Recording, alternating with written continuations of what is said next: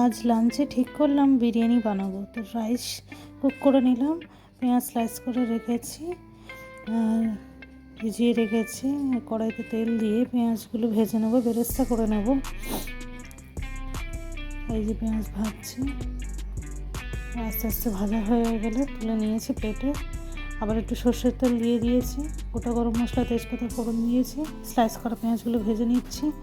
রসুন আদা ঘষে দিয়েছি, এরপরে গুঁড়ো মশলাগুলো এক এক করে দিয়ে দিচ্ছি।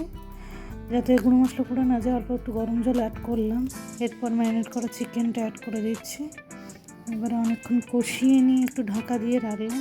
এরপর আরও একটু জল দিয়ে দেবো, একটু গ্রেভি লাগবে চিকেনে বিরিয়ানির জন্য, দিয়ে ঢাকা দিয়ে দেবো। এরপরে যে রাইস ছিল ওর সঙ্গে একেবারে লেয়ারিং করে দিচ্ছি।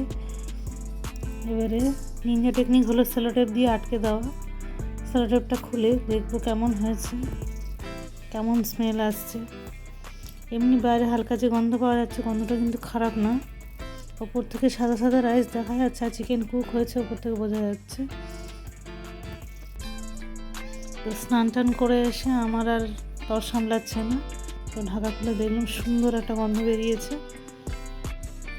কিছু মশলা বাড়িতে ছিল না, মিঠা আতর বা গোটা মশলাগুলো সাজিরে, সামরিচ, জায়ফল, জয়িত্রী ওগুলো দিইনি। বাড়িতে যেগুলো ছিল গোটা গরম মশলা, কেওড়া জল, গোলাপ জল, ওইগুলো দিয়েই করেছি। তাতে কিন্তু খেতে খুব একটা খারাপ হয়নি।